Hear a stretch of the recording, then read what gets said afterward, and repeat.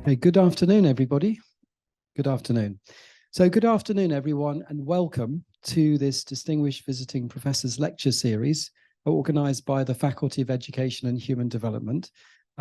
This is the fourth lecture in our series this year, and it's my honour as the Dean of the Faculty to introduce our latest Distinguished Visiting Professor, Professor Sarah Gravett, who's joining us today. Now, Professor Gravett is the Acting Deputy Vice-Chancellor for Research and Internationalisation and a Professor of Teacher Education and Development in the Faculty of Education at the University of Johannesburg in South Africa.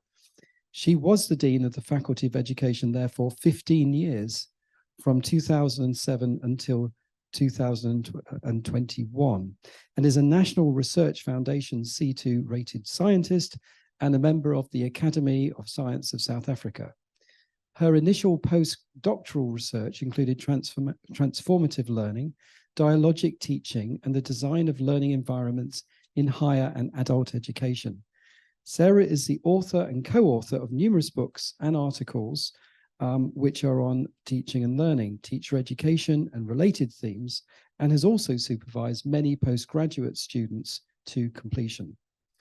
Her papers demonstrate what a wide range of interests that she has, mainly in the field of teacher education.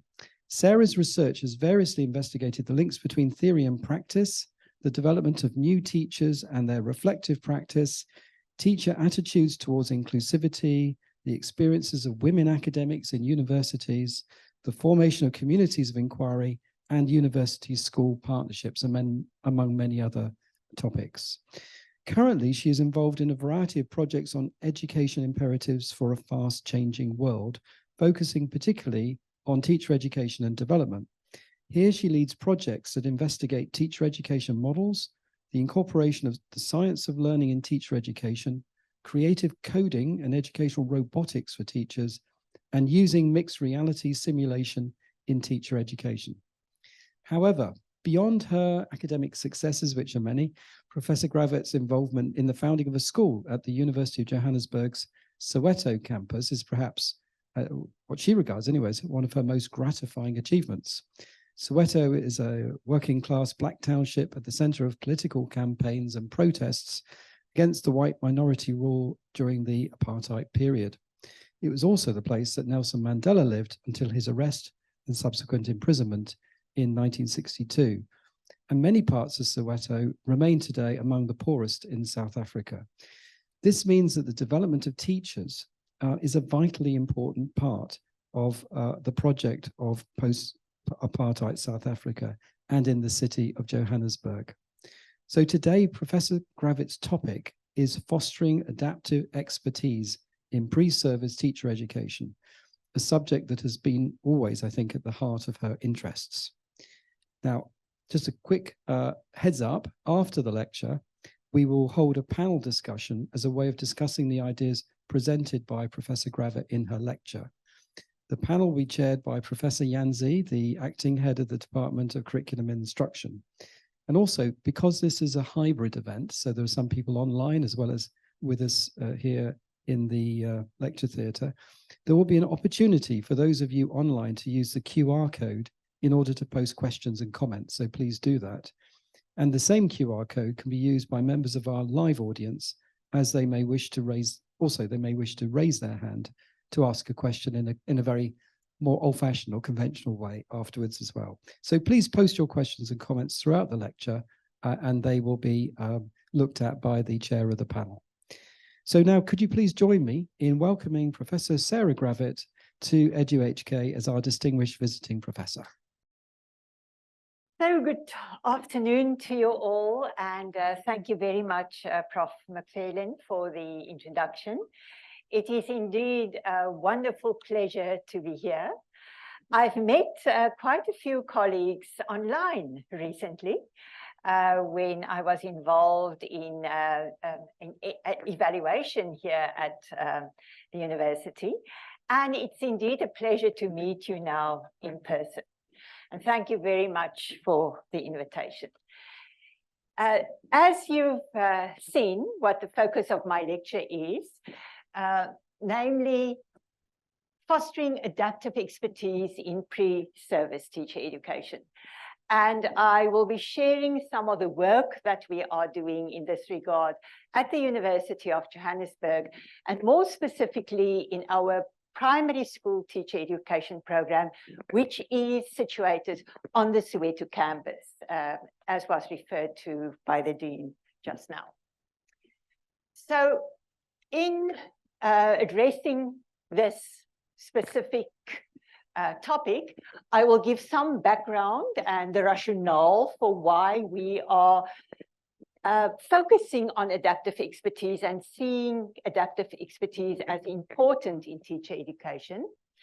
I will be sharing with you some avenues that we have been exploring to support development of adaptive expertise. In doing that, I will also indicate the importance of deliberate practice in relation to adaptive expertise. And then I will share two cases with you. The one is lesson design, and it's about a new way of designing lessons that we have embarked on a few years ago. And then also share with you some research, very recent research, on using mixed reality simulation in relation to improving pre-service teachers' understanding of and proficiency in utilizing questions as a core teaching practice. And then I will be doing some closing remarks. So we have been grappling, and I'm sure you are also grappling with this. How can we ensure that teacher education graduates are equipped to adapt to the changing circumstances in schools in a world that is characterized by increasing complexity and unpredictability? The question is that possible to do that, to really prepare them for this uncertain future? And we've also been grappling with this in a book called Future-Proofing Teacher Education, Voices from South Africa and Beyond.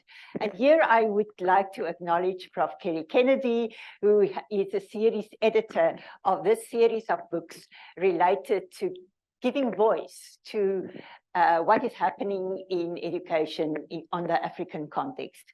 So in this book, we grappled with this, and we actually think, when we wrote this, that this title of the book is somewhat ironic, because is it really possible to future-proof teacher education? In grappling with that, we thought that adaptive expertise, the development of adaptive expertise, is maybe a way of trying to ensure that one could future-proof teacher education. And as I said, I will be sharing some of our work in this regard. So the two avenues that we've been exploring, the one relates to lesson design, invoking principles derived from the science of learning. That is the one case that I will be presenting. And the other one is learning the core teaching practice of questioning and using mixed reality simulation in this regard. I will be addressing later in the presentation why we frame our work with the science of learning and the science of expertise, and also why we think focusing on core teaching practices in general, but specifically in this case on questioning, is important for pre-service teacher education. You will see I also mentioned the central organizing principle rooted in child study here. Now, when we developed our teacher education program for the Soweto campus, we did not have adaptive expertise as such in mind, but retrospectively, I realized that what we did in terms of the design of the program to root it in child study was definitely a way of fostering adaptive expertise. So as Dean McFarlane indicated, we have a school on our Soweto campus, which is a school that we use for teacher training. It's our teaching laboratory. And the way that we designed our teacher education program is that the students spend a lot of time in the school, yes, to interact with the teachers, yes, to teach in the school as such, but more importantly, they study the children in the school. So over the period of 4 years, because our Bachelor of Education is a 4-year degree, they move with the same group of children in study. So when they in their first year of study, they study the kindergarten kids. In their second year of study, they study those same children in grade 1. And in the third year of their study, they move with them to grade 2, etc., etc. So all over the course of 4 years, they would have seen these children changing and developing. Our research that we conducted on this work indicated that the student teachers indeed get a deep understanding of child development, which we think will serve them very well when they are teachers in diverse contexts. And that is a way of also helping them to develop adaptive expertise. So I'm not focusing on that this afternoon, but thought to bring this in to the bigger picture gives you a sense of what we are doing in relation to fostering adaptive expertise. So what then is adaptive expertise? And many of you know this, of course, very well. Now, the most cited paper in this regard is the paper of Hatano and Inagaki, 2 courses of expertise, which was published in 1986. Now, they distinguish between 2 types of experts in the school setting, namely routine expertise and adaptive expertise. They actually don't use the term expertise. They look at adaptive experts and routine experts. Now, we are not disputing the very importance of routine expertise, that teachers must learn certain routines, certain ways of doing certain practices fluently, so that it can help them to reduce their cognitive load when they are teaching, and they can, in a sense, use these automatically. However, we think it's crucially important that teachers develop the ability to apply or transfer their knowledge and skills in a flexible manner to new situations and to solve complex and unfamiliar problems. Because teaching is actually never routine if you want to be a good teacher. That I often say to teachers. Teaching is very easy if you want to be a mediocre teacher. Teaching is extremely complex if you want to be a very good teacher. So what we would really ideally want is teachers who are adaptive experts and that have developed the metacognitive awareness that prompts them to continually self-assess their performance and to monitor why and under which conditions certain approaches are apt, or why and when new teaching approaches are required. It is indeed what a good teacher is able to do. So how do we help them to develop this? Now, for our research, there were 3 key facets of adaptive expertise that we drew on specifically.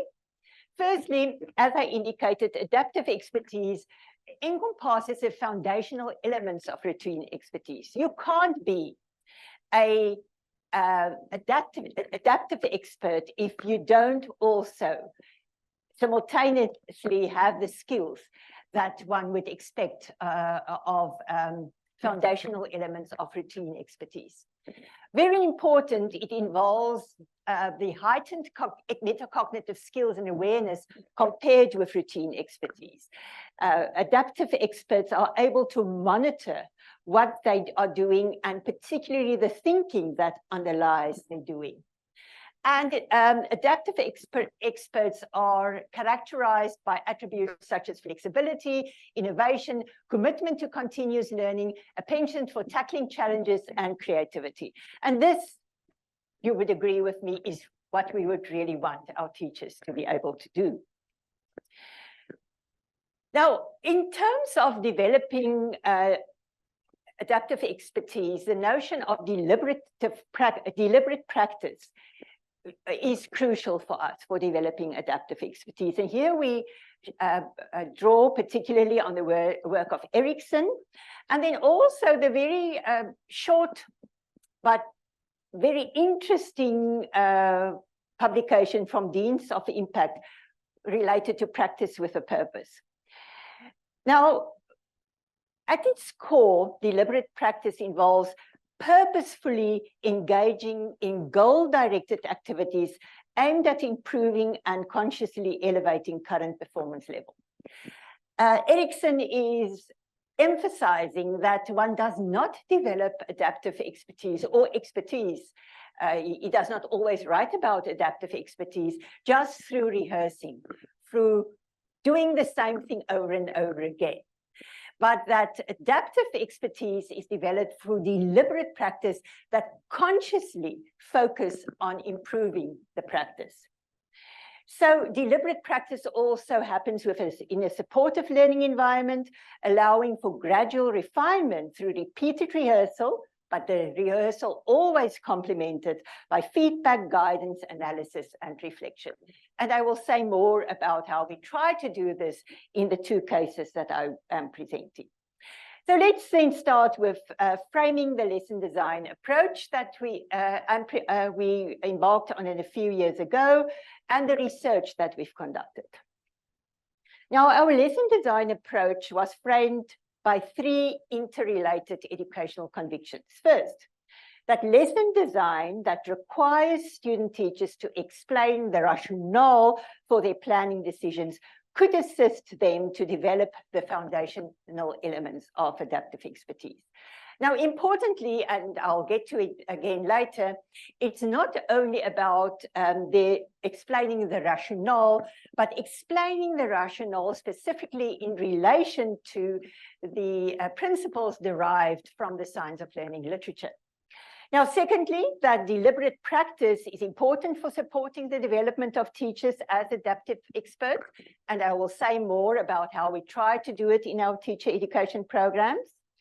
And in the projects that I'm referring to. And then importantly for this specific lesson design approach is because teaching is first and foremost about enabling learning. The development of adaptive expertise should be interlinked with a thorough understanding of the nature of learning and the learning process, in other words, the science of learning. So the lesson design approach require the students to work with the principles derived from the science of learning and to make their thought processes in relation to these principles explicit. To support the students with this new way of lesson design, we developed a core document for them because there was no one or two or three even sources that brought everything together that we wanted them to use. But the end of last year, we also published a book, Teaching for Learning in a Fast-Changing World. And chapters 1, 2, and 3 of this open source book relate specifically to this approach, to the principles and then dialogic teaching in relation to the lesson design approach. This book is freely available. Anybody can download it. We wanted that to be an open source course because we wanted to spread the good news, and we didn't want our students to pay for it. And the book is now quite widely used in South Africa. Let's hope it will also impact the education that is happening in our classrooms. So if one looks at the framework then for lesson design, as I indicated, the vision is development of adaptive expertise, how mainly through using deliberate practice. But then, of course, in relation to any lesson design, we want the students to demonstrate and to draw on their content knowledge and their curriculum knowledge. And then, as I said, specifically, the principles derived from the science of learning. Now, where did these principles come from? I started many, many years ago already thinking deeply about how can one derive such principles. And then we I started articulating them, first many principles, refined them, worked with colleagues, refined them again, and then we ended up with a number of principles. And we are not for one moment claiming that these are the principles that should be used or the only principles that should be used, but these are the principles that we thought were helpful for lesson design. For instance, one of the principles would be that one needs to invoke student teachers need to invoke the existing knowledge of learners when they teach. Now, that is something that is a truism in education, but we were of the view that students don't really understand what it means. And so there are many other principles also that we've articulated. We also focus on that the core of teaching is designing significant learning experiences for learners. Learning experiences that could result in learning that lasts. And how do you do that? And as I indicated, a strong focus in the approach on an inquiring and metacognitive stance, thinking about your thinking and articulating the thinking explicitly. And then, of course, also, as with any lesson design, there are certain teaching practices that we foreground. But the importance, once again, is that the students must indicate how these teaching practices relate to the science of learning principles. So they must make the link directly in the lesson design approach that they are using. So here, briefly then, about some of the research that we've conducted. We did a broad research project on this lesson design. Today, I'm not talking about the broad research project, but here I need to acknowledge Dean van der Merwe. He's now Dr. Dean van der Merwe. He did his PhD on this project. And also Renee Levine Lang, who was a master's student who also focused on this project in a master study. Since then, of course, we've continued with the research, but this broader project is also reported on in the book that I referred to before, Future-Proofing Teacher Education, Voices from South Africa and Beyond, if you are interested to read more. But this specific project, the research question was, what and how did student teachers learn from implementing a lesson design approach that draws on principles derived from the science of learning? It was interpretive research, small-scale research, but really going into depth. And we collected data via semi-structured interviews, 15 students in the 220 cohort and another 15 students in the 2021 cohort. Now, we are very aware of the limitations of self-reporting. So if you ask students, what did you learn? And what they tell them, how do we know that they really did learn that? And therefore, it was important to us to triangulate the data sources. So the interview data was tested against the lessons that they designed. So we wanted to see, are they doing in the lessons what they say they learned? And then also we did some interviews with them, stimulated recall interviews on the lessons as such. And together we could arrive to certain findings. Now, I'm going to talk about the findings briefly, but I also would like then to give you some raw data, and we'll do it once I spoke about the findings. So what did we find? We found that the student teachers developed a solid understanding of the nature of learning and the learning process, and why particularly such an understanding is important. Secondly, that student teachers learned that designing lessons that invoke the principles derived from the science of learning literature, and that was very important for us in relation to developing adaptive expertise, requires deep thinking about how to best support learning.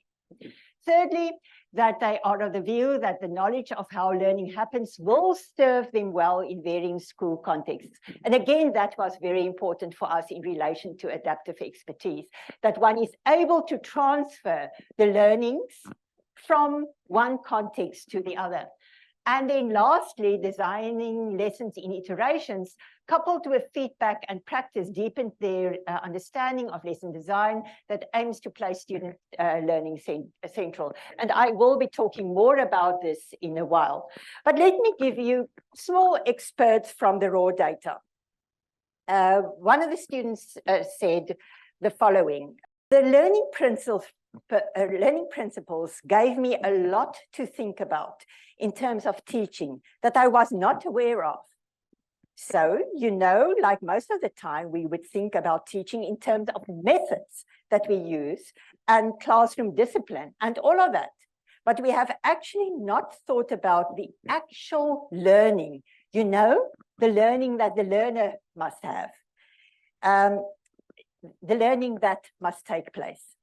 Another student said, no matter where you are, no matter what resources you have, if you think about why you are going to be doing something and how that's going to affect your learners, then you can actually try and think about the resources you have and how you're actually going to use them to bring about positive learning experiences for your learners.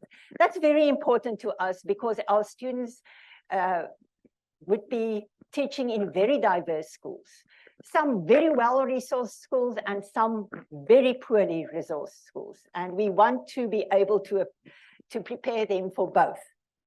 Another student said, I would teach in any school context with my knowledge of the new lesson design, I think, even with less resources, with the knowledge that I have now, how I would structure the lessons to accommodate their small working memory, etc. And then one student refers here to the iterative process of lesson design, which I'll talk to about just now, and says with our last submission, you now just see how the entire lesson plan came together. And when you look back, because I actually reflected back on my first cycle, my lesson design to the fourth one, and I could see the improvements and how I was able to infuse those principles in ways that I never really knew in the beginning of the year. And the last quote, I think the role that was played by the practice and reflection sessions, and again, I'll talk to them just now, helped me become conscious of the things that I was lacking, actually, because what I realized was when I compare my lessons to that of my peers or to the things that the other people were saying, I actually saw a lot of things that I missed. So, based on all this, what do we think? Do we foster adaptive expertise through the lesson design approach that we followed? So we argued that the students were required to adopt an inquiring and metacognitive stance, and that is very important for adaptive expertise. We used inquiry, guided mainly by why, how, and when questions to deepen their thinking about practices and decisions, and important that they are to articulate the rationale of the planned teaching decisions in relation to the principles derived from the science of learning literature and making their thinking explicit. So we are of the view that hopefully and probably the beginnings of adaptive expertise happened during the course on lesson design. We are very acutely aware that adaptive expertise takes many years to develop. You can't develop adaptive expertise in the course of a teacher education program, but we are also convinced that one should be focusing intentionally to at least try to develop the basis for adaptive expertise through the way that you prepare student teachers. So I mentioned before that the student teachers spoke a lot about the cyclic way in which they learned about lesson design in the fourth year of their study. Now, in the fourth year, they spend a lot of time in schools also, and there they develop many lessons. But we decided, and here again, I must say, my colleague, Dr. Dean van der Merwe, who's an excellent lecturer who have been driving this, did this very well, that we will help guide them to develop one lesson throughout the year. So how did we do that? It was an iterative process in which the lesson design process unfolded. They first designed the introduction of a lesson, and then there was a reflection session, and they had to redesign the introduction, incorporating the feedback they received. Then they had to develop the body of the lesson, but they also had to modify their introduction in relation also to the body of the lesson, again incorporating the feedback that they received in the reflection sessions. And then lastly, they designed the consolidation phase of the lesson, and again refining it, incorporating the feedback that they required. And the final cycle of this iterative cycle would be that they self-assess the whole lesson and refine the entire lesson. So the student teachers mentioned that the practice and reflection sessions involving approximately 15 student teachers per group and 1 teacher educator, and we use our assistant lecturers as teacher educators here, and they do an excellent job, that these reflection sessions played a very important role. So what we've been trying to do is that the feedback, self-assessment, refining would actually be continuous and deliberate practice that happens during this lesson design. And the sessions also engage the student teachers in deliberate practice of specific teaching practices related to the science of learning principles. To summarize, we are of the view that the student teachers constructed a sufficient knowledge base of the principles derived from the science of learning to inform thoughtful lesson design and by implication teaching. We are also of the view that the knowledge that students gained about the principles was organized in a way that will hopefully facilitate application to various situations. And drawing on the work of Carbonell, the knowledge representations for adaptive expertise in terms of its organization, abstraction, and consolidation is decontextualization, weakening the link between situation and solution. Now, often we would emphasize the importance of context-dependent knowledge, and in this case, I am not at all disputing that. But the principles are decontextualized sufficiently that they should be contextualized by the teachers in specific circumstances. And therefore, the principles can be used in varying contexts, which is the principles are transferable, which is very important for adaptive expertise. So I think we can claim with some confidence that the students developed the beginnings of adaptive expertise. Let me then move to the second case, and this is more recent research that we have started experimenting with using mixed reality simulation for teacher education, leveraging the blend of artificial intelligence and live actors to replicate the dynamics of real classrooms, using mixed reality simulation as an approximation of practice. And when I talk about the research and what the students experience, I think one could claim that it is using mixed reality simulation in such a case is really a powerful way of approximation of practice. On the picture, you see one of our puppeteers, or they are called simulation specialists, interacting with the student teachers and manipulating the avatars. And on the other picture, you see some of our student teachers with some of the avatars in the background. So our research question in this case, and again, it's part of a bigger project that is still continuing, that was the first phase of our research, was what affordances does the utilization of mixed reality simulation hold for improving pre-service teachers' understanding of and proficiency in utilizing questioning as a core teaching practice? So in this case, the students worked in small groups of 5 students, and they taught segments of lessons for 5 minutes, focusing each of those lessons on a specific teaching practice or a teaching technique. So each cycle, and there were 5 cycles over the course of the research, and each cycle comprised 2 sessions focusing on a specific aspect of teaching. So the students would, for instance, focus in a 5-minute slot on asking powerful open questions, and that is what they would be focusing on. Then after that 5 minutes session, a teacher, educator, the coach, and other students who observed the teaching and documented the strengths and areas of improvement, and then there would be an engagement, a brief reflection session allowing for reflection on action. What did they do? Reflect directly on action after the mixed reality simulation session. And a week later, a 30-minute online coaching session was held aimed at addressing areas requiring improvement. Now, in the next cycle, the student teachers were supposed to use what they've learned in cycle 1 and still implement it in cycle 2, but we introduced another teaching technique related to questioning in the second cycle.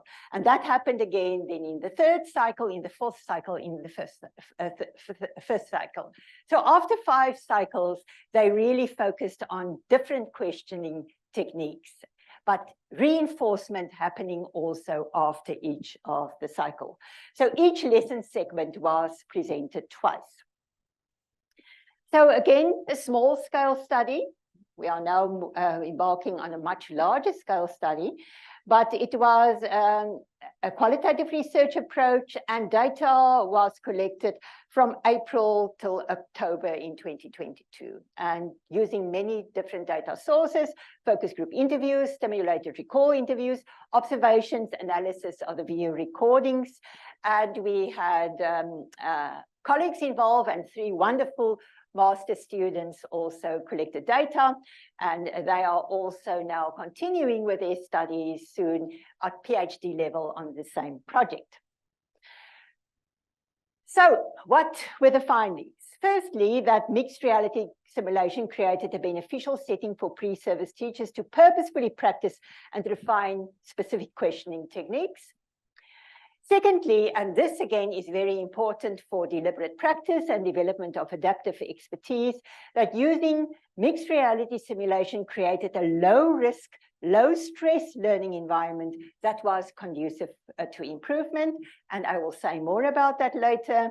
Combining the mixed reality simulation with coaching sessions allowed the pre-service teachers to pinpoint areas where they lacked comprehension and proficiency in utilizing questioning as a core teaching practice. In other words, what we are saying, the mixed reality simulation as such is quite powerful, but the coaching sessions and reflection sessions are also crucial to get the optimum benefit from the mixed reality simulation.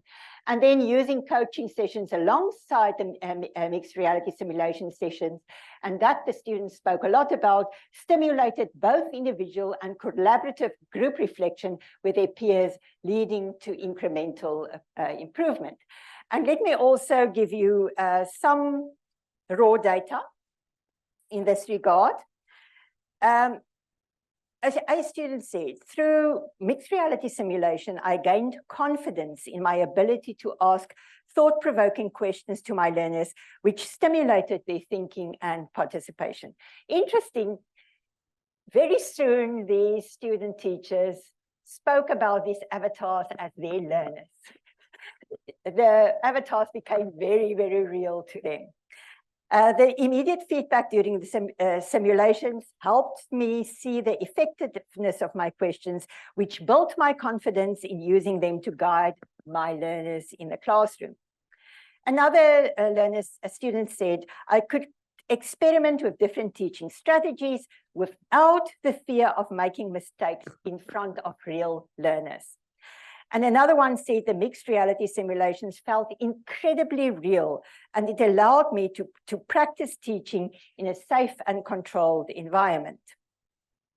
Here is a transcription of one of the, an excerpt from one of the coaching sessions in which the teacher education asked the pre-service teachers, what are one or two things that you would like to specifically focus on this week?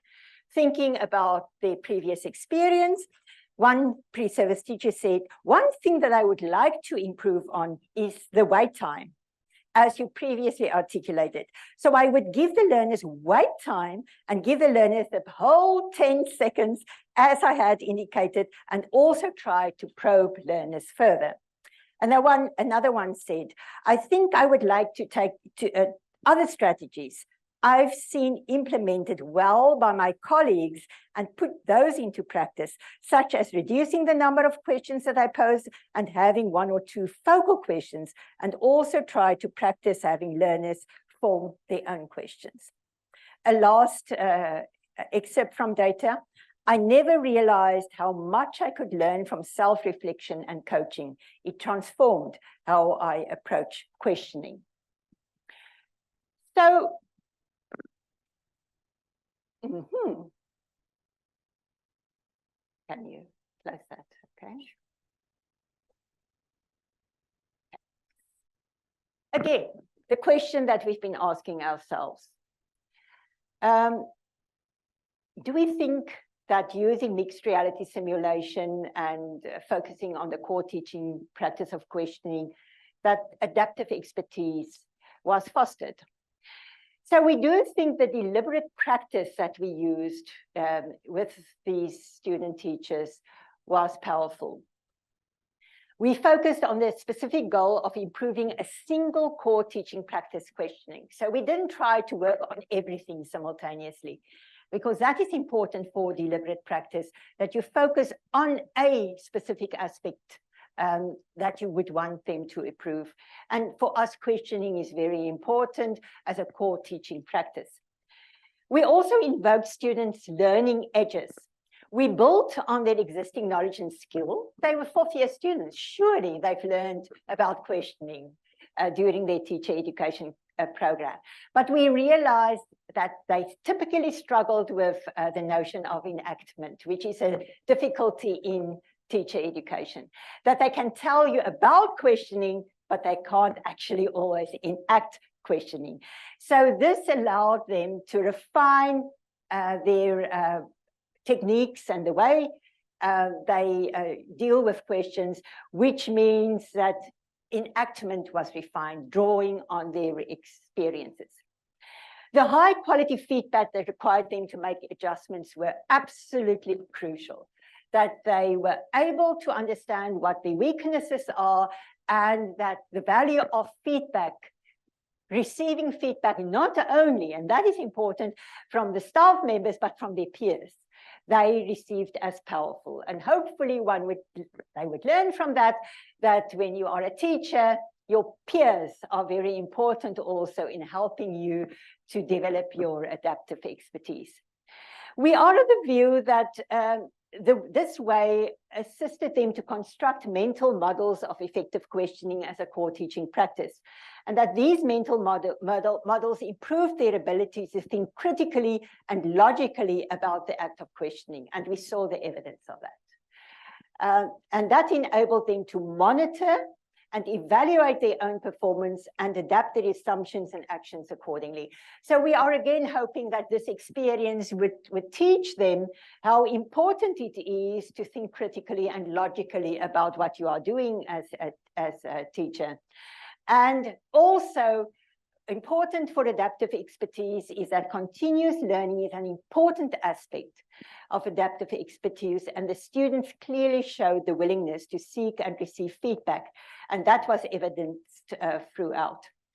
So what happened with these sessions is there was reflection in action while they were teaching. And they mentioned, you know, I could adapt quickly because I wouldn't be embarrassed in front of learners, kids who are watching me, or I wouldn't be embarrassed with other students who serve as kids in their typically micro-lesson situation. So I was able to adapt based on a reflection in action and make real-time adjustments. And the reflection on action, inspired by having observed their peers and the feedback provided during the coaching sessions, really contributed to their growth. And then importantly, the reflection for action, contemplating how to adapt their teaching in future, was very crucial in this process. So it's not only thinking back, it's also thinking forward in terms of how to enrich your teaching.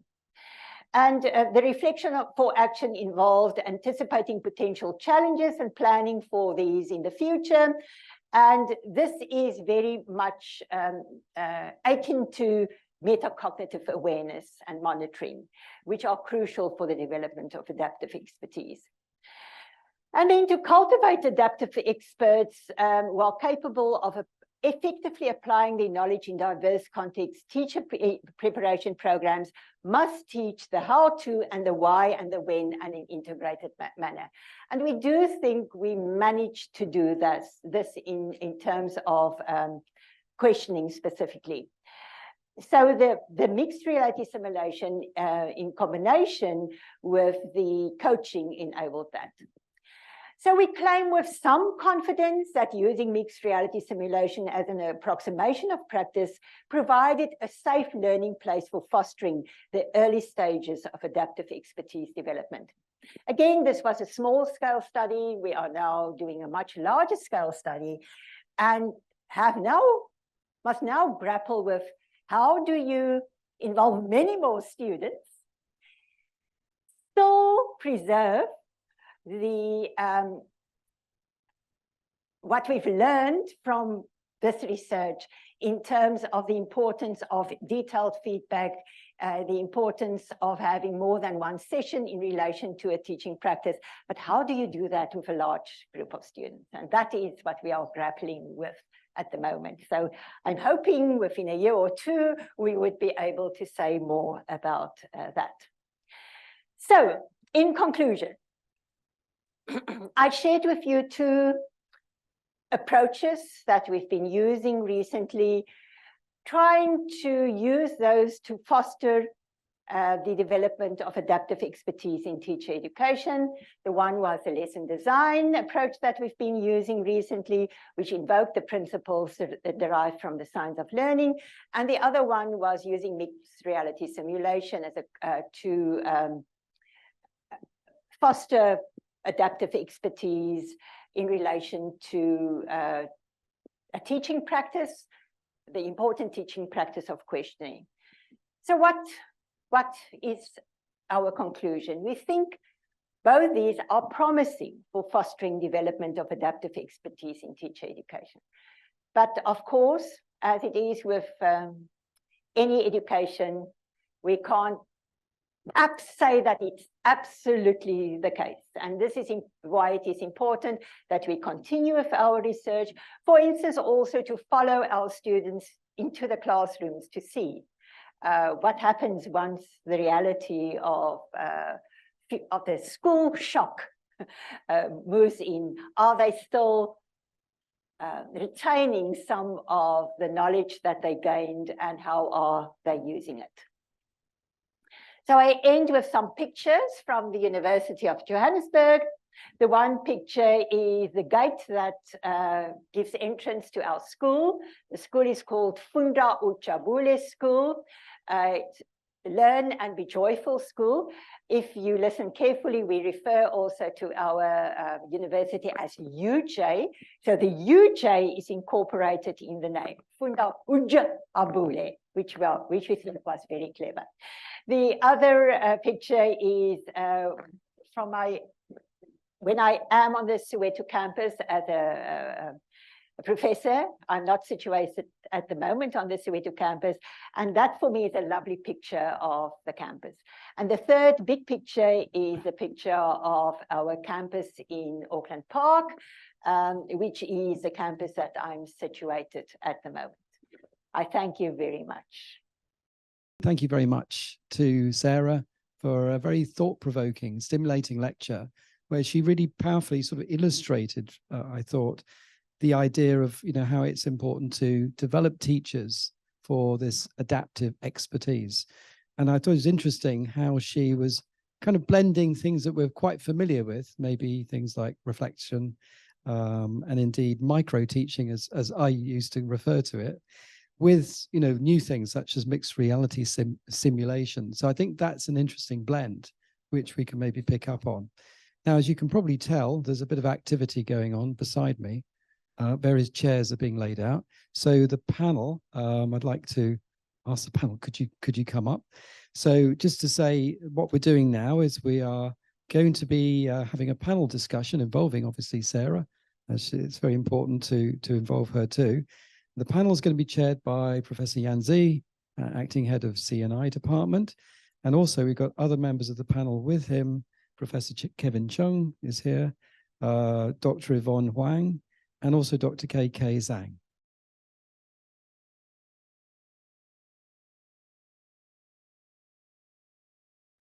Thank you very much, Professor Gravett. Very wonderful presentation, covers very interesting issues in teacher education. I believe all of us have learned a lot from you.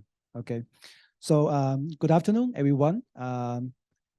It's very great honor of me to be the chair of this panel discussion. We hope you could enjoy this engaging discussion session, and as we will delve deeper into the important issues just shared by our wonderful keynote speakers. So we have 3 esteemed panel members. Let me introduce them one by one. First of all, we have Professor Jung-Git-Wah Kevin, who is a chair professor of child development and special education at the Education University of Hong Kong. He is an educator, a psychologist, and an economist. His recent research interests include dyslexia and other learning disabilities, social emotional learning, and teacher well-being. He directs several large-scale research studies and school support projects funded by government agencies and foundations. Professor Zhong offers advice to government departments and NGOs. And also we have Dr. Huang Xianhan Yvonne, who is an associate professor in the Department of Curriculum and Instruction at the Education University of Hong Kong. Her recent research interests include teacher learning, professional development, and teaching for creativity. And also we have Dr. Zheng Gok-Kyun, who is an assistant professor in the Department of Education Policy and Leadership at the Education University of Hong Kong. His research covers teachers' work and emotions, education policy, and governance and school leadership. And myself, I'm Jens from the Department of Curriculum and Instruction at the same university. So at the start of the discussion, I think I would like to invite our panel members to give some the initial response and feedback to Professor Gravett's presentation. We can start with Professor Zhong, please. Sarah, thank you so much for the wonderful presentations, and I learned a lot from you and the open book as well. So I guess a couple of questions I want to ask, but I think you have kind of addressed my question in my mind. And particularly, I'm really happy to know that you put science of learning into the lesson design, and extremely important, I think, not just this from South Africa. I think other parts of the world, like Australia now, they have a new document out. Just recently, they also talk about science of reading as well. So your work is timely and very helpful for us as well. And you're right, being a teacher is extremely difficult to learn and to actually to teach in a classroom where you have children or students come from different community and from a different backgrounds, and extremely complex situation. But I like the idea, when you have 2 big arms, I think they're very important for teachers. And the one arms I call is the lesson design. As teachers, this is our basically, our bread and butter. So we need to learn how to do a good lesson design and also questionings. Questioning is very important, particularly, when you enter the lessons or during the lesson. Scaffolding is one of the techniques, and you not just learn from the papers or from the lesson plan. You actually look at the student interaction and how you ask questions. So definitely the question techniques is very important for teachers. But I like the idea. I mean, you not just talk about the two important arms, but I think you also talk about in your talk, I heard, you also put in a few very important principles from a psychology perspective. So you talk about cognitive processing, and you also draw on talking about expert learners and novice learners, and from expert learner to novice learner to expert learner, it takes time, and it's a long process, to be a novice learner. So I think your work can also apply into in-service teachers too. Absolutely, I think so. But I think really good ideas start from pre-service teachers, where we lay down the foundations and start thinking about the novice expertise and all this idea. I think is great. And you also talk about cognitive load theory when you talk about how information is important. When we're processing information at the early stage, and how our instruction, how our lesson design, how we're going to deliver them in the classroom are very important. So thank you so much for that. And I like the idea talking about 3W, what and why and how. I think that's a really good idea. So I need to think about my lecture too. Think about what you said. So that's extremely important. And but I really like the idea when you talk about the questioning. And in my time, we don't have this sort of technology. So typically we had to go up, in front of the class and deliver the lesson, and then even you are very nervous, you pretend you're not nervous at all, right? You might make a lot of mistakes. You just assume you're okay. But I think that's a good idea, where you draw on using the technology. You're having this practice before you go into the school, and then I like the coaching too. One of the questions in my mind also, I want to ask you about the coaching, and it's extremely difficult to do, right? The coaching. I'm going to ask you a bit, any insight, how do you share with us, particularly, you're doing I think the good idea, you're doing the technology, using the multimedia first, and then you do the coaching. So I like that idea when you do a combination. But I really want to know about what you just said in the framework, but how do you ensure that the pre-service teachers, they actually follow the framework? I can respond. Yes. Well, the evidence is whether they are following the framework are in the lessons that they design. Because if they don't follow the framework, the lessons are not going to be what we expect of them. The framework is absolutely present in the lessons that they design. The point that we also make to the student teachers, you are not going to design lessons exactly like this when you become a teacher, but you need to understand the thought processes that are very important for lesson design, and they must become part and parcel of your thinking so that you don't need to explicitly articulate these when you are a teacher. But if we don't expect that from you now, how are you going to learn these principles and make them part of your thinking? That's very important.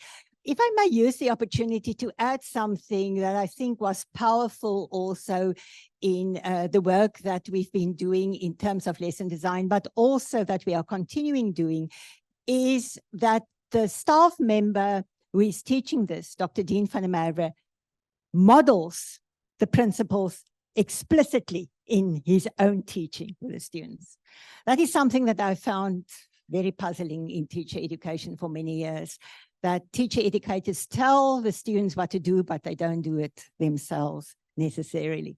And it is really powerful if the student teachers see what you are expecting of them in action also in terms of what the teacher educator is doing. So again, just to summarize, for us, it's the explicit articulation of their thinking, and they must do that in the lesson that they plan, which we think is crucial for the learning and for the development of adaptive expertise. Did I address your? Thank you. Yes, I totally agree. I think even though, just as you said, even though we understand students cannot do it perfectly, but we still want them to learn, and we want them to start from small. Yeah, thank you. So how about we listen what Dr. Huang says? Thank you. Okay. Many thanks, Professor Gravett, for the wonderful lecture.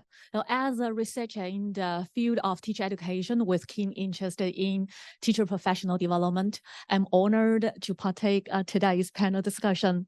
As a professor has already presented, her lecture has offered a valuable model and substantial findings on how to develop pre-service teachers' adaptive expertise.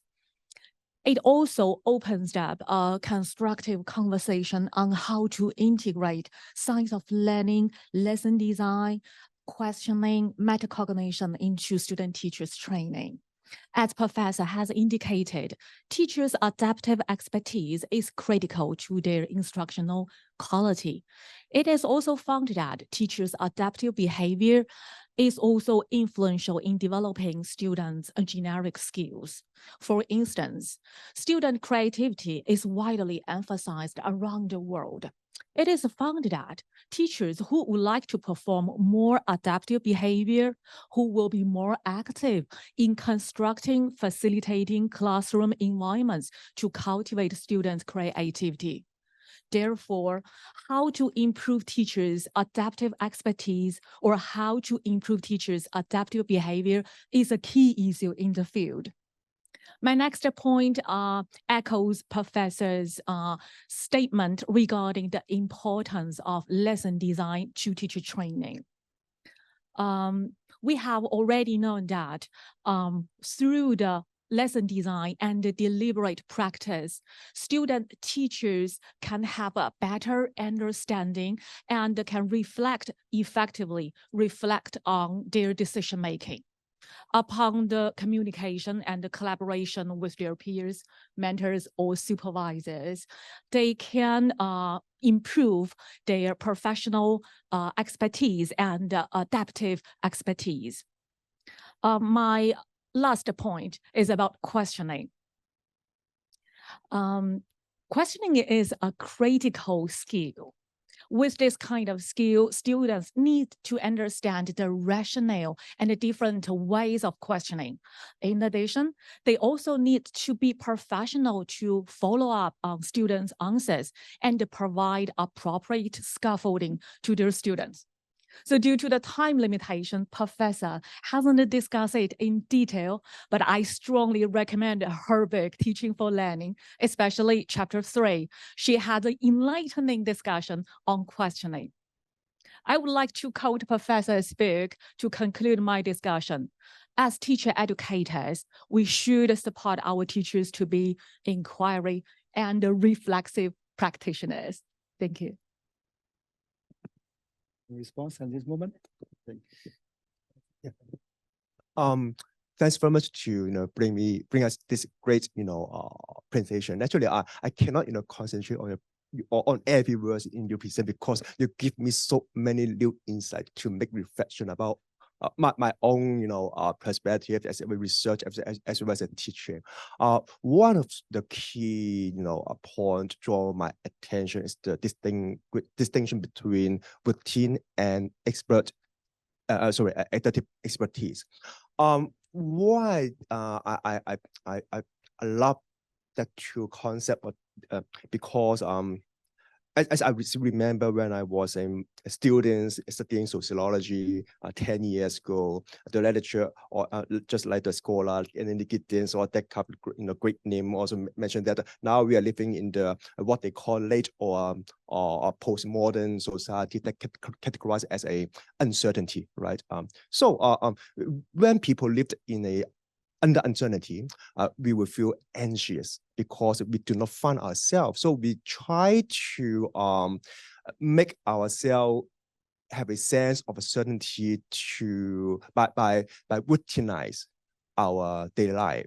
So it is quite common for us to become a routine expert. But this is not a good idea for, especially for teacher profession nowadays. We cannot enjoy a routine. We need to I would say we need to revolutions, have a self-revolution, try to break through our past experience of routinizations, trying to become an expert in adaptation. But the question is that it's quite painful to some extent if you're asking someone, if you're asking me to become an expert, in adaptations, I need to forget everything. Oh my God, I would say I don't want to be that, right? But but you give us a safe ground. You say that no, routine is the foundations. We are not asking you forget all the routine. You have to develop your knowledge, your development and perfectionism based on the routine. And based on that, you can develop metacognitions, reflexivities, etc., in order to make you become a much more adaptable persons in our, our time or for the futures. It's much more important is that if the teacher nowadays cannot become an adaptive expert, how they demonstrate or they become role models to cultivate our next generation, because I'm sure that we do not understand or we cannot expect the future.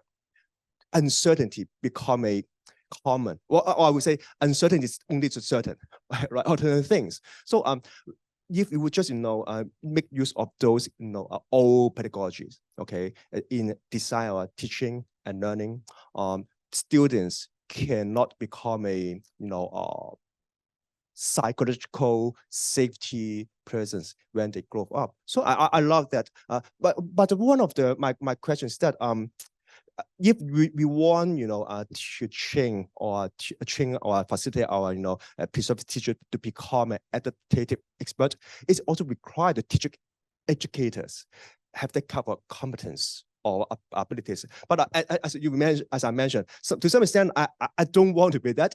So how can you encourage or how can you provide trainings to change or encourage the teacher educator like all of us here to make revolutions? Thank you. I think this is a big question. Yeah, that is a big question. Maybe I could combine two things. One thing that you mentioned before, and then I'll get to you. You said what you think I presented was also powerful also for in-service teacher education. And I also want to link on to what you said, Dean McFarlane.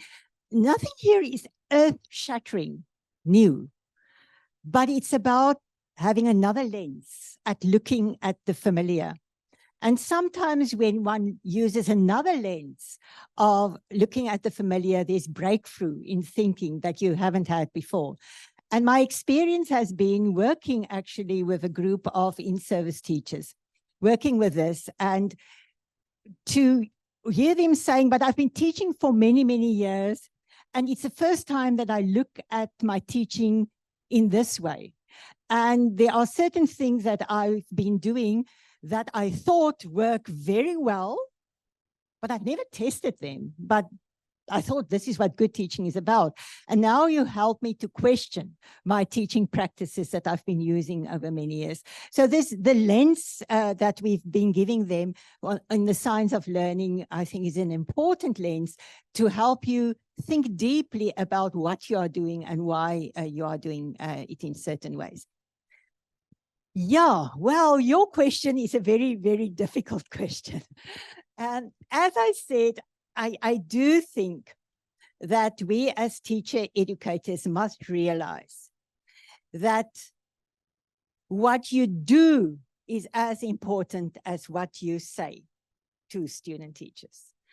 And that your way of teaching is actually the curriculum in action for the student teachers. Now, that understanding is absolutely crucial for teacher educators. And thinking of my own circumstances where I am a professor, there are some who are doing this extremely well, some are struggling with this.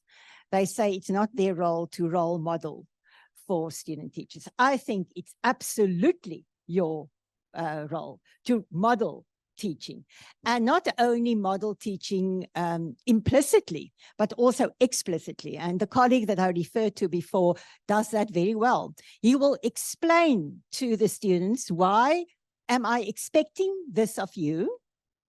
And how does this relate to the science of learning principles that you are supposed to be doing?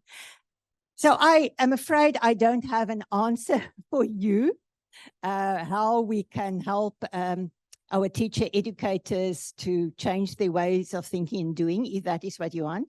I think, of course, powerful would be conversations, regular conversations involving colleagues and using each other's experience as peers to help you, again, reflect deeply about your own teaching.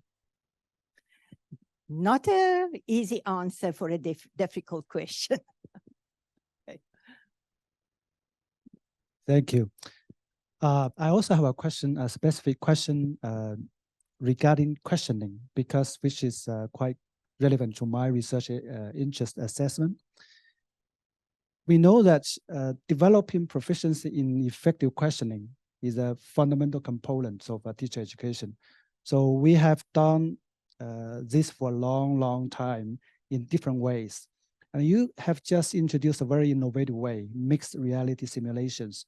So my question is, you have also pointed out the benefits of these methods. So what are the challenges we will face when we apply this method in different contexts? And how can we amplify the benefits and at the same time minimize the disadvantage of these methods? So your insights? As I indicated, the research that we've been conducting is small scale. We are very, very much aware. Taking this to scale will have immense challenges. Firstly, the license for doing this, using this platform is a lot of money each year. What we really like about this platform that we are using, we are able to adapt the avatars to our own situation. So we train our not the avatars, but we train our own senior students and even practicing teachers from our Funda Ujabuli school to be the manipulators of the avatars. So you can contextualize it, which is quite important to us. What we don't know yet, and this is why I can't answer you, is if one wants to take it to scale, you can't actually have each student doing 10 lessons, 10 segments of lessons. It's simply not possible. It's costly. For each of these, you would need the coaches, to use the coaches. And let me say something also about the coaching as such. And it's costly. So what we need to understand is how to take it at scale. Is it really possible to take it at scale? And if you have to scale down on the number of times that the students are involved with these avatars, do we still have the benefits that we are seeing now? And I don't have an answer for that. That I'm hopefully be able to give you at a later stage. Just briefly about the coaching. I think you mentioned the coaching.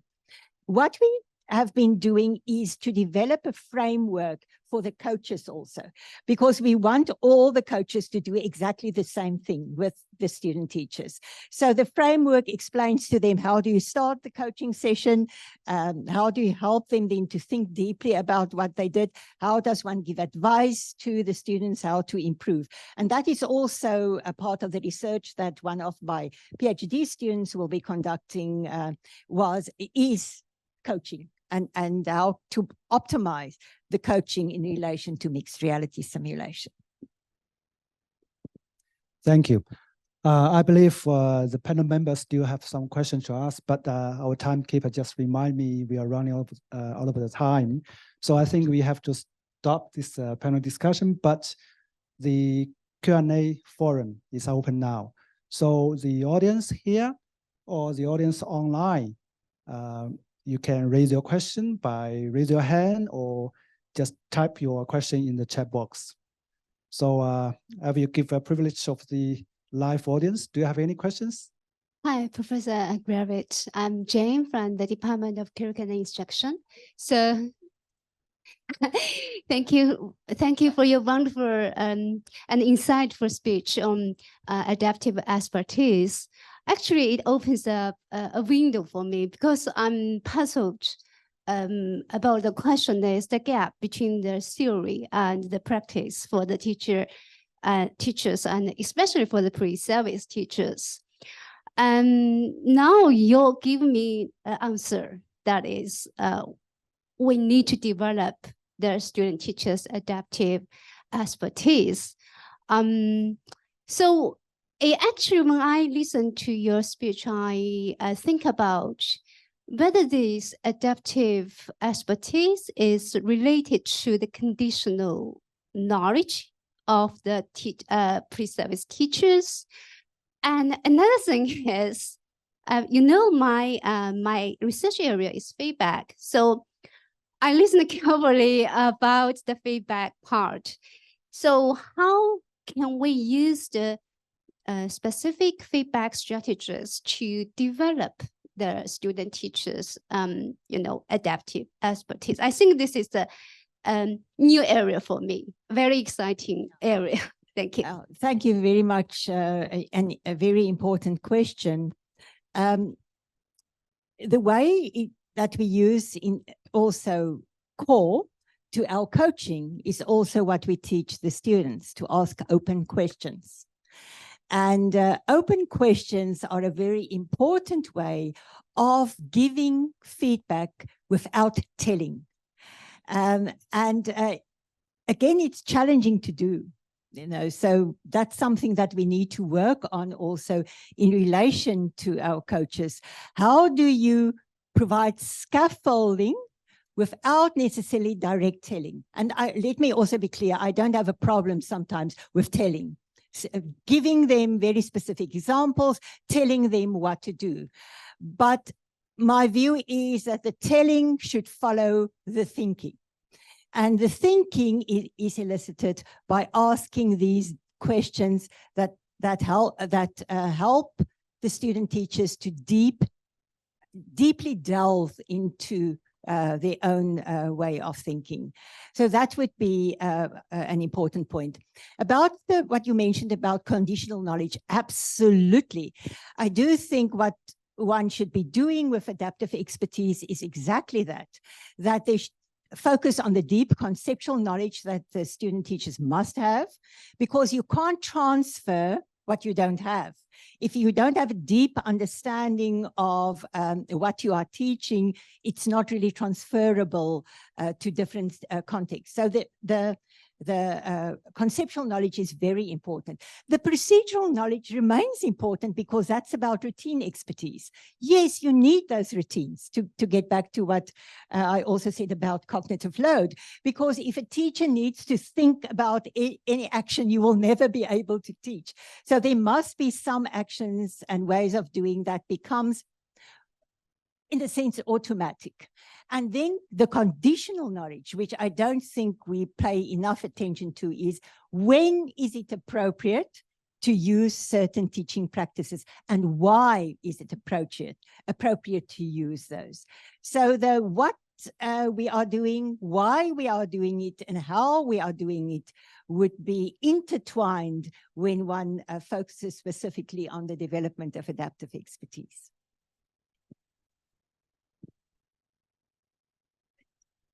Hi, Professor. My name is Norman. I'm a postdoc at CNI. I have a question about you spoke about the importance of explaining the rationale in the science of learning. I wonder whether you've unpacked, it's actually quite interesting because I think you've done the study during the pandemic. So I think it strengthens, the reason behind why we need to have adaptive competencies. I want to ask, what kind of mechanisms do you think that can explain? It's like a meta why, right? Why is it important to explain the reason or the rationale? Just following up on the contextual knowledge. Yeah, thank you. In one of the seminars that I will be doing, I will go even in more depth into that. It is again about what I've just said. It's about the conditional knowledge also, and it's about understanding why certain practices are important to use in certain contexts. Now, if one does not learn to do that in your pre-service teacher education years, that you explicitly articulate the rationale why you are doing certain things, I think it then happens that we have teachers who are only routine expertise. They stay routine expertise. They know a recipe, and that is the recipe that they will use. Doesn't matter who the learners are, doesn't matter what the context is. But if we teach them to carefully think and deeply think about why certain things should be doing under certain conditions, I'm hoping that this would stimulate the metacognition, the metacognitive awareness that they would need when they go into practice. Again, of course, there are never guarantees, but we do the best we can as teacher educators. And I think one of the good things that we can do is expecting student teachers to articulate the reasons for doing certain things, but not only the reasons the way they see it, but in this case, directly related to the science of learning principles that they work with.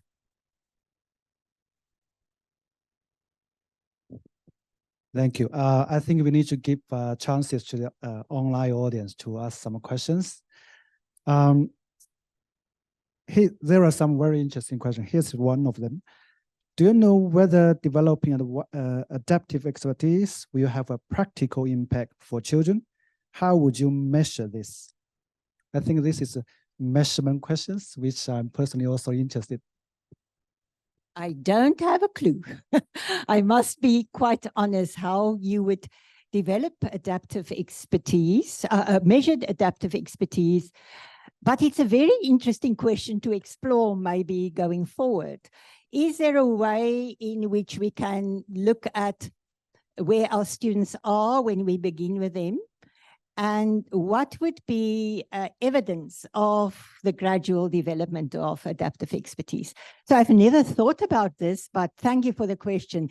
Now my students will say, oh gosh, here's a new research project coming our way, but that's good.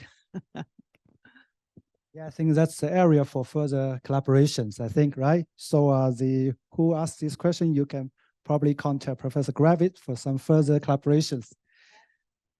Okay, there is another one. Is adaptive expertise something that develops over time rather than something that novice teachers can learn? Aren't novice teachers really more in need of survival skills? They absolutely need both. Yes, in the book that we referred to, there is an appendix with some very specific ways in which we think one could teach your survival kit, if you want to, in terms of the learning principles. But once again, these tactics that you can use are not just do this, do that, do the following, but do this in relation to a certain principle. So they need that without a doubt. I remember my own experience as a teacher many years ago, but I've never in my life been so tired at the end of the day, because even though the teacher education program that I was part of was a good program, it can never prepare you for the reality of teaching. And therefore you need survival kits, but you also need an understanding, what does it mean to take charge of your own development? And that is exactly what adaptive expertise is about. We can only in teacher education lay the foundations, helping them to understand, what can I do once I'm a teacher to ensure that I continue developing? And it's not only about experience. Yes, experience does contribute to adaptive expertise, but I know teachers who have taught for 30 years, but actually they taught for 1 year, because for 30 years they've been doing exactly the same thing. So it's not about experience only.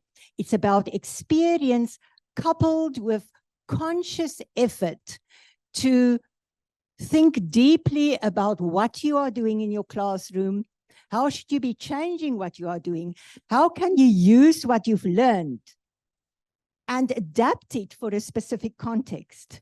And not just think, I have a bag of tricks, and this bag of tricks will always work. It doesn't matter who I teach and in what context I teach. So I once again want to emphasize routine expertise, extremely important. But if we want teachers who are able to teach diverse learners in the diverse contexts, they must understand the importance of taking charge of their own development and becoming adaptive experts when they do that. I think we only have time for last one questions. So any questions from here? Okay, so I can pick another interesting question for you. Students studying for a bachelor degree are different from trainees in teacher training centers. The former has other subjects and research writing assignments, and actually they have so little practical training before becoming a teacher. So what advice do you give to those students? I think this is all about something, how to differentiate the different students in terms of this developing the adaptive expertise. Yeah. Okay, let me draw on what we do in South Africa, because I'm not quite sure about the question. We have 2 types of teacher training in South Africa. We have a bachelor education degree, which is a 4-year degree, where the disciplinary knowledge, the subject knowledge is gained in those 4 years, and simultaneously they learn about how to become a teacher. That's a bachelor's. But then we have the postgraduate certificate in education, in which they do their first degree, and then they do 1 year, sometimes spread over 2 years, postgraduate certificate in education. I think the challenge with regard to the postgraduate certificate in education, and I've often spoken about this to colleagues in South Africa, is that we have the sense we must squash a 4-year bachelor's degree into a year, which is simply impossible. So with such teacher education programs, it's very important to have a very firm organizing principle and understand that you can't teach them everything in 1 year. But in our case, it would be, for instance, that the science of learning, which we are now starting to experiment, my colleagues are starting to experiment with this also in the postgraduate certificate in education. And they are also going to do research on that. So I'm not quite sure whether I addressed the question. I think this is sufficiently good to address these questions, especially how to think about the decontextualize the development of the adaptive expertise in different contexts. So I think because of a time issue, we have to end this Q&A and discussion. I think this is a very fruitful discussion. We have learned very interesting research findings in the area of adaptive expertise and questioning. And also we clarified very important issues. And also most important, we identify some area for further collaborations in such a short time. I think Professor Gravett will stay with us for more couple of days. So if colleagues and students, you have any questions you want to discuss with Professor Gravett, please make appointments. Okay. I guess our dean still have something to say, right? Yeah. Thank you, Professor. Yeah. Okay, thank you. Well, first of all, thank you to, I'm here really to say thanks to everybody.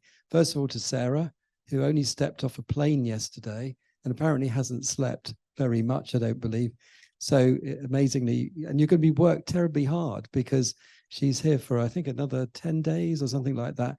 And so she's going to be doing a number of seminars. One is tomorrow at midday. So, you know, we work people pretty hard here, don't we? Including our distinguished visiting professors. So thank you. It's a very stimulating lecture and an excellent panel discussion. Thank you very much to Yanzi, to Kevin, and to Yvonne, and to KK. Thank you very much to everybody, and particularly to Sarah. So thank you.